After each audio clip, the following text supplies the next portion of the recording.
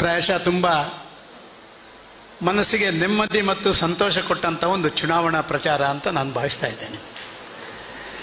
ಕಾರಣಗಳನ್ನು ಕೇಳ್ಬೋದು.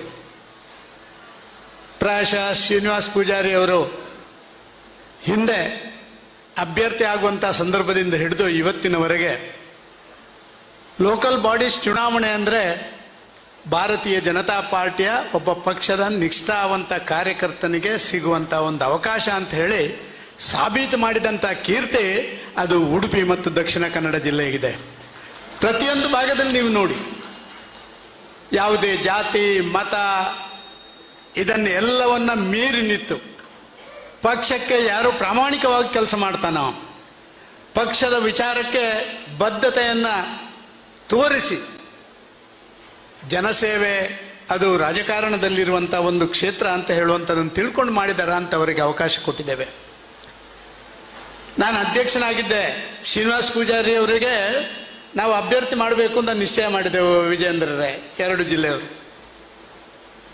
ಭಾರಿ ಕಡೆಗಳಲ್ಲಿ ಉಡುಪಿಯನ್ನು ಬಿಟ್ಟು ದಕ್ಷಿಣ ಕನ್ನಡ ಜಿಲ್ಲೆಯಲ್ಲಿ ಶ್ರೀನಿವಾಸ್ ಪೂಜಾರಿ ಅಂದರೆ ಯಾರಿಗೂ ಗೊತ್ತಿಲ್ಲ ಅಲ್ವಾ ನಳಿನ್ ಕುಮಾರ್ರೆ? ಆ ಸಂದರ್ಭದಲ್ಲಿ ಯಾರಿಗೂ ಗೊತ್ತಿಲ್ಲ.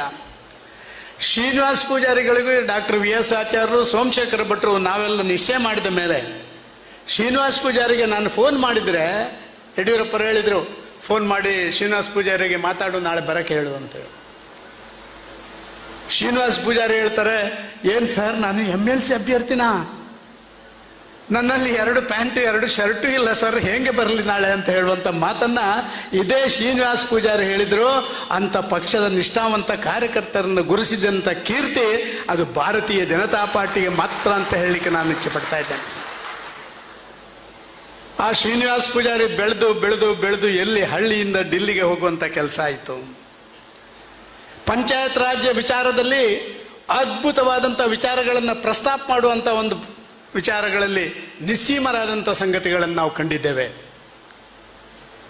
ಇವತ್ತಂತೂ ನಾನು ಕರ್ನಾಟಕ ರಾಜ್ಯ ಭಾರತೀಯ ಜನತಾ ಪಾರ್ಟಿ ಸನ್ಮಾನ್ಯ ವಿಜಯೇಂದ್ರರ ತಂಡಕ್ಕೆ ಅಭಿನಂದನೆ ಸಲ್ಲಿಸ್ತಾ ಇದ್ದೀನಿ. ಈ ದೇಶದಲ್ಲಿ 60% ಜನ ಯುವಕರಿದ್ದಾರೆ. ಇವತ್ತು ಯುವಕರನ್ನು ಪ್ರತಿನಿಧೀಕರಿಸುವಂಥ ವ್ಯವಸ್ಥೆಗಳಾಗಬೇಕು. ನಾನು ಇತ್ತೀಚೆಗೆ ದೆಹಲಿಗೆ ಹೋಗಿದ್ದೆ. ಪ್ರಧಾನಮಂತ್ರಿಯವರ ಜೊತೆ ಸುಮಾರು 12 ನಿಮಿಷಗಳ ಕಾಲ ಮಾತಾಡಿದ್ದೆ.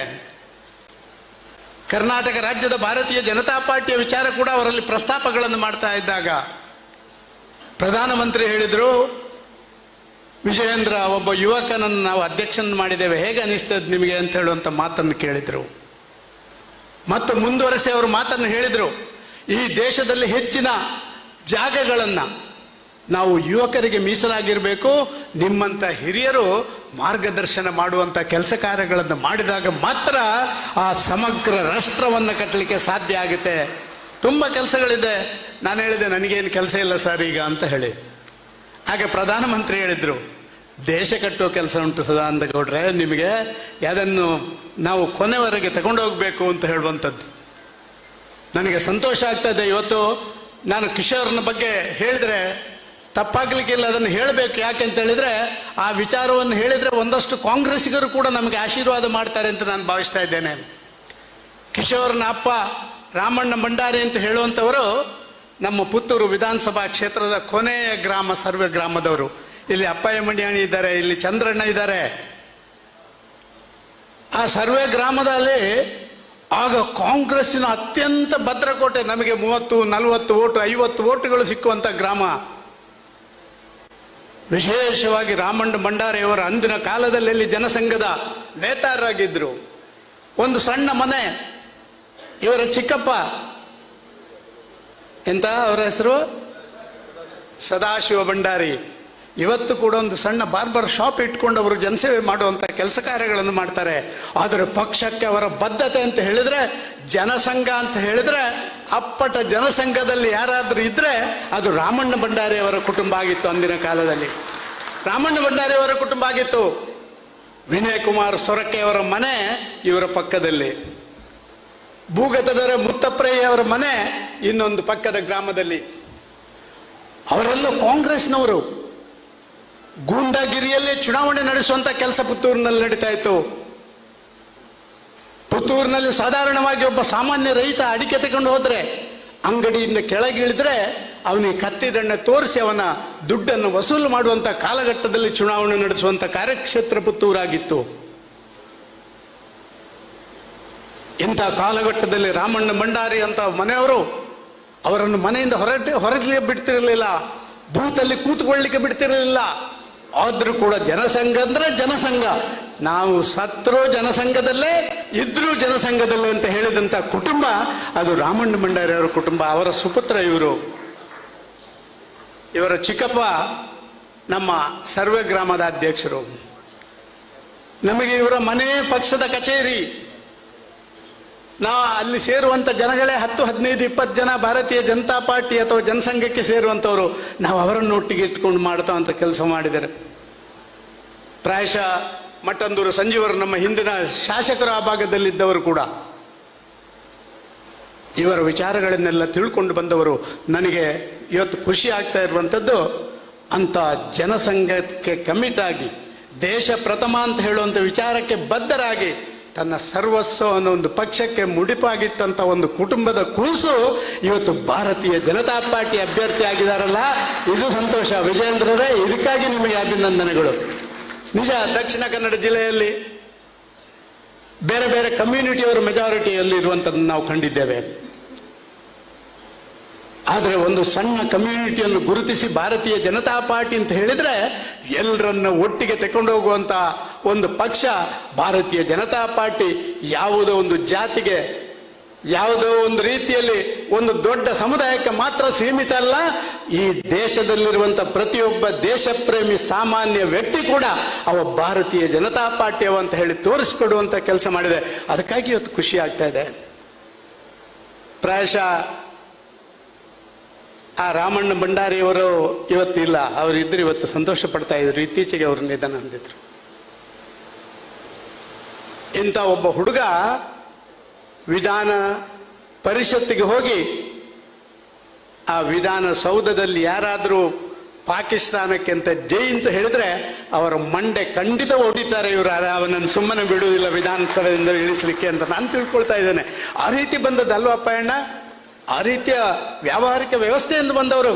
ನಮ್ಮ ರಕ್ತದ ಕಣಕಣದಲ್ಲಿ ಭಾರತೀಯ ಜನತಾ ಪಾರ್ಟಿ, ನಮ್ಮ ರಕ್ತದ ಕಣಕಣದಲ್ಲಿ ಭಾರತೀಯ ಜನಸಂಘ, ನನ್ನ ರಕ್ತದ ಕಣಕಣದಲ್ಲಿ ಭಾರತ್ ಮಾತಾ ಕಿ ಜೈ ಅಂತ ಹೇಳುವಂಥ ಇದೆಲ್ಲ ಇಂಥವರನ್ನು ನಾವು ಕಳಿಸ್ಕೊಡುವಂಥ ಕೆಲಸ ಕಾರ್ಯಗಳಾದಾಗ ಪ್ರಾಯಶಃ ಆ ದೇಶ ಯಶಸ್ವಿ ರಾಷ್ಟ್ರ ಆಗಲಿಕ್ಕೆ ಸಾಧ್ಯ ಆಗುತ್ತೆ ಅಂತ ನಾನು ಭಾವಿಸ್ತಾ ಇದ್ದೇನೆ.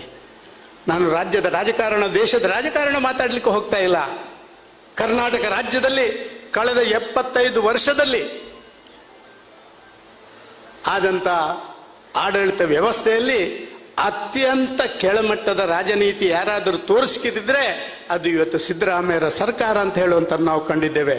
ಸ್ವಜನ ಪಕ್ಷಪಾತ, ಅಪೀಸ್ಮೆಂಟ್ ಪಾಲಿಸಿ, ಓಲೈಕೆ ರಾಜಕಾರಣ, corruption to the core. Corruption ಅಂತ ಹೇಳುವಂಥ ಶಬ್ದಕ್ಕೆ ಏನಾದರೂ ಅರ್ಥ ಜಗತ್ತಲ್ಲಿ ಎಲ್ಲಾದರೂ ಕಂಡು ಹುಡುಕಬೇಕಾದ್ರೆ ಅದು ಕರ್ನಾಟಕಕ್ಕೆ ಬಂದರೆ ಭಾರಿ ಚೆನ್ನಾಗಿ ಆ ಕರಪ್ಷನ್ ಅಂತ ಹೇಳಿದ್ರೆ ಏನು ಅಂತ ಗೊತ್ತಾಗುವಂಥ ಸಾಧ್ಯತೆಗಳಿರುವಂಥದ್ದು ನಾವು ಕಂಡಿದ್ದೇವೆ. ಇಂಥ ಆಡಳಿತದ ವಿರುದ್ಧ ಸಟದು ನಿಲ್ಲಬೇಕಾದಂಥ ಕೆಲಸ ಕಾರ್ಯಗಳಾಗಬೇಕಾಗಿದೆ. ಅದಕ್ಕಾಗಿ ಇವತ್ತು ಭಾರತೀಯ ಜನತಾ ಪಾರ್ಟಿಯ ಯುವಕರ ತಂಡ ಇವತ್ತು ಇಡೀ ರಾಜ್ಯದಲ್ಲಿ ಒಂದು ಅದ್ಭುತವಾದಂಥ ತನ್ನ ಆ ಚಾಟಿ ಏಟುಗಳನ್ನು ಇವತ್ತಿನ ಕಾಂಗ್ರೆಸ್ ಸರ್ಕಾರದ ಮೇಲೆ ಮಾಡ್ತಾ ಇರುವಂಥ ಇದನ್ನು ನಾವು ಕಾಣ್ತಾ ಇದ್ದೇವೆ. ನಾನೇನು ಹೆಚ್ಚು ಮಾತಾಡಲಿಕ್ಕೆ ಇಷ್ಟಪಡುವುದಿಲ್ಲ. ಇವತ್ತು ಅತ್ಯಂತ ಭ್ರಷ್ಟ ರಾಜನೀತಿ ಎಲ್ಲಾದರೂ ಇದ್ದರೆ ಕರ್ನಾಟಕದಲ್ಲಿ ಇವತ್ತು ಅತ್ಯಂತ ಹೆಚ್ಚು ಆ ಓಲೈಕೆ ರಾಜಕಾರಣ, ಹುಬ್ಬಳ್ಳಿಯಲ್ಲಿ ಕೇಸ್ ವಿಡ್ರಾ ಮಾಡಿರೋದ್ರಿಂದ ಹಿಡಿದು ಇವತ್ತು ನಡೆಯುತ್ತಿರುವಂಥ ಬೇರೆ ಬೇರೆ ವಿದ್ಯಮಾನಗಳನ್ನು ನಿಮಗೆ ಗಮನಿಸ್ತಿದ್ರೆ ಗೊತ್ತಾಗುತ್ತೆ. ಇದನ್ನೆಲ್ಲವನ್ನು ಬಯಲಿಗೆಳಿಬೇಕಾದಂಥ ಒಂದು ಒಳ್ಳೆಯ ಚಾರಿತ್ರ್ಯ ಇರುವಂಥ ಜನಪ್ರತಿನಿಧಿಗಳು ವಿಧಾನ ಪರಿಷತ್ನಲ್ಲಿರಬೇಕು. ಕಾಲ ಒಂದಿತ್ತು ವಿಧಾನ ಪರಿಷತ್ ಅಂತ ಹೇಳಿದರೆ ಅದು ಚಿಂತಕರ ಚಾವಡಿ. ವಿಧಾನಸಭೆಯಲ್ಲಿ ಬೇರೆ ಬೇರೆ ರೀತಿಯ ಹೋರಾಟಗಳು ಮತ್ತೊಂದು ನಡೀತಾ ಇದ್ರು ಕೂಡ ವಿಧಾನ ಪರಿಷತ್ನಲ್ಲಿ ಅದು ಅತ್ಯಂತ ಗಂಭೀರವಾದಂಥ ಚರ್ಚೆ ಆಗುವಂಥದ್ದು. ಅದಕ್ಕಾಗಿ ವಿಧಾನ ಪರಿಷತ್ ಇಲ್ಲಿ ಬಾಲಕೃಷ್ಣ ಭಟ್ರು ಇದ್ದಾರೆ, ಇಲ್ಲಿ ನಮ್ಮ ಇವರು ಕಾರಣಿಕರಿದ್ದಾರೆ. ವಿಧಾನ ಪರಿಷತ್ ಅಂತ ಹೇಳಿದ್ರೆ ಬೇರೆ ಬೇರೆ ಕ್ಷೇತ್ರಗಳಿಂದ ಆಯ್ಕೆ ಆಗುವಂಥವ್ರು. ಅದು ಗ್ರ್ಯಾಜುಯೇಟ್ ಕಾನ್ಫರೆನ್ಸ್ ಇರ್ಬೋದು, ಟೀಚರ್ಸ್ ಕಾನ್ಫರೆನ್ಸ್ ಇರ್ಬೋದು, ನಮ್ಮ ಲೋಕಲ್ ಬಾಡೀಸಿಂದ ಇರ್ಬೋದು, ಅಥವಾ ಬೇರೆ ಬೇರೆ ಕಲೆ ಸಾಹಿತ್ಯ ಈ ಕ್ಷೇತ್ರದಿಂದ ಬರುವಂಥವ್ರು ಪ್ರತಿ ಕ್ಷೇತ್ರವನ್ನು ಪ್ರತಿನಿಧೀಕರಿಸಬೇಕು ಅಂತ ಇರುವಂಥವ್ರು ಮತ್ತು ಹೆಚ್ಚು ಅವಕಾಶ ವಿಧಾನ ಪರಿಷತ್ನಲ್ಲಿ ಸಿಗ್ತದೆ. ವಿಧಾನಸಭೆಯಲ್ಲಿ 224 ಜನ ಇದ್ದರೆ ವಿಧಾನ ಪರಿಷತ್ನಲ್ಲಿ 75 ಜನ ಮಾತ್ರ ಇರುವಂಥದ್ದು. ಅವಕಾಶಗಳು ಜಾಸ್ತಿ ಸಿಗುತ್ತೆ. ವಿಚಾರಗಳನ್ನು ಮಂಡನೆ ಮಾಡಲಿಕ್ಕೆ ನನಗೂ ಒಂದು ಅವಕಾಶ. ನಾನು ವಿಧಾನ ಪರಿಷತ್ನಲ್ಲಿ ವಿರೋಧ ಪಕ್ಷದ ನಾಯಕನಾಗಿ ನಾನು ಕೆಲಸ ಮಾಡಿದ ನನಗೆ ಅನುಭವ ಇದೆ. ಅತ್ಯಂತ ಗಂಭೀರವಾದಂಥ ಚರ್ಚೆಗಳನ್ನು ಮಾಡುವಂಥ ಚಿಂತಕರ ಚಾವಡಿಗೆ ಇವತ್ತು ಒಳ್ಳೆಯವರ ಆಯ್ಕೆಗಳಾಗಬೇಕಾಗಿದೆ. ನಾನು ಕಿಶೋರಿಗೆ ಹೇಳ್ತೇನೆ, ನಿಮ್ಮ ಆಯ್ಕೆ ಅಂತೂ ಖಚಿತ, ಅದರಲ್ಲಿ ಯಾವುದೇ ಸಂಶಯ ಇಲ್ಲ. ಭಾರಿ ದೊಡ್ಡ ಅಂತರದಿಂದ ನೀವು ಗೆಲ್ತೀರಿ. ನಾವು ಏನು ಆಲೋಚನೆ ಮಾಡಿದ್ದೇವೆ ಅದಕ್ಕಿಂತ ದೊಡ್ಡ ಅಂತರದಲ್ಲಿ ಭಾರತೀಯ ಜನತಾ ಪಾರ್ಟಿ ಈ ಭಾಗದಲ್ಲಿ ಗೆಲ್ತದೆ, ಅದರಲ್ಲಿ ಯಾವುದೇ ಸಂಶಯಗಳಿಲ್ಲ. ನೀವು ಪೂರ್ಣಾವಧಿ ಒಬ್ಬ ವ್ಯಕ್ತಿಯಾಗಿ ನೀವು MLC ಆದ ಮೇಲೆ ನಿಮಗೆ ಮನೆ ಮಠ ಇಲ್ಲ. ನೀವು ವಿಜಯೇಂದ್ರರು ಹೇಳಿದ ರೀತಿಯಲ್ಲಿ ಪಕ್ಷದ ಸಂಘಟನೆ ಮಾಡಲಿಕ್ಕೆ ರಾಜ್ಯದಾದ್ಯಂತ ಓಡಾಟ ಮಾಡಬೇಕು ಮತ್ತು ಒಂದು ರೀತಿಯಲ್ಲಿ ನಿಮ್ಮ ಆ ಹಿರಿಯರು ಕೊಟ್ಟಂಥ ಬಳುವಳಿ ಏನಿದೆ, ದೇಶಪ್ರೇಮದ ಬಳುವಳಿ, ಅದನ್ನು ಇಡೀ ರಾಜ್ಯದ ಹಿತಾಸಕ್ತಿಗೆ, ಉಡುಪಿ ಮತ್ತು ದಕ್ಷಿಣ ಕನ್ನಡ ಜಿಲ್ಲೆಯ ಹಿತಾಸಕ್ತಿಗೆ ಅದನ್ನು ಬಳಸಬೇಕು. ಶ್ರೀನಿವಾಸ್ ಪೂಜಾರಿಯವರು ಆ ರೀತಿಯ ಕೆಲಸ ಕಾರ್ಯಗಳನ್ನು ಮಾಡಿದ್ದಾರೆ. ಅವರಿಂದ ಕೇಳಿ ತಿಳಿದು ಮುಂದೆ ಹೋಗುವಂಥ ಕೆಲಸ ಕಾರ್ಯಗಳನ್ನು ಮಾಡಬೇಕು ಅಂತ ಹೇಳಿ ನಿಮ್ಮೆಲ್ಲರಲ್ಲಿ ವಿನಂತಿ ಮಾಡ್ತೇನೆ. ನೀವೆಲ್ಲ ಮನಸ್ಸು ಮಾಡಿದರೆ ಪ್ರತಿಯೊಬ್ಬರಿಗೂ ಕೂಡ ಒಂದೊಂದು ಓಟು ಜಾಸ್ತಿ ಮಾಡಲಿಕ್ಕೆ ಏನು ತೊಂದರೆ ಇಲ್ಲ. ಸುಮಾರು 6,000 ಓಟ್ ಇದೆ ಅಂತ ನಾನು ತಿಳ್ಕೊಂಡಿದ್ದೇನೆ. 4,000ದಷ್ಟು ಓಟು ಭಾರತೀಯ ಜನತಾ ಪಾರ್ಟಿದು ಇದೆ ಅಂತ ಹೇಳುವಂಥದ್ದು ನಾನು ತಿಳ್ಕೊಂಡಿದ್ದೇನೆ.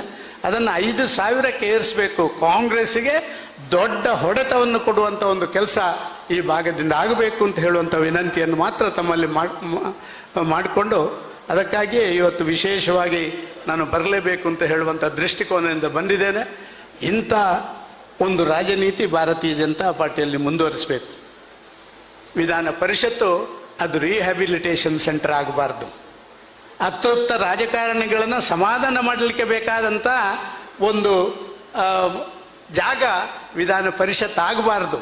ವಿಧಾನ ಪರಿಷತ್ತು ಪಕ್ಷದ ತತ್ವ ಸಿದ್ಧಾಂತಕ್ಕೆ ಬದ್ಧರಾಗಿರುವಂಥವರು, ಅಂಥವರನ್ನು ಕಳಿಸ್ಕೊಡುವಂಥ ಒಂದು ವೇದಿಕೆಯಾಗಿ ಪರಿವರ್ತನೆ ಆಗಬೇಕು. ನಾನು ನೋಡಿದ್ದೇನೆ ಭಾರಿ ಸಂದರ್ಭದಲ್ಲಿ ವಿಧಾನ ಪರಿಷತ್ನಲ್ಲಿ ಯಾರೋ ನಮ್ಮಲ್ಲಿ ಸ್ವಲ್ಪ ಅಸಮಾಧಾನ ಆದರೆ ನಿನಗೆ ಒಂದು ವಿಧಾನ ಪರಿಷತ್ ಸೀಟ್ ಕೊಡ್ತೇನೆ ಅಂತ ಹೇಳಿ ಅಲ್ಲಿಗೆ ನಾಮಿನೇಟ್ ಮಾಡೋದು ಮತ್ತೊಂದು ಮಾಡುವಂಥ ಕೆಲಸ ಮಾಡ್ತಾ ಇದ್ರು.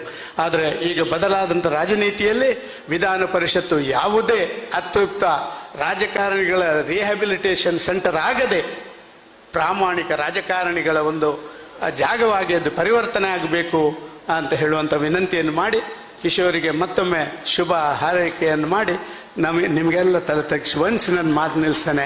ಜೈ ಹಿಂದ್, ಜೈ ಕರ್ನಾಟಕ.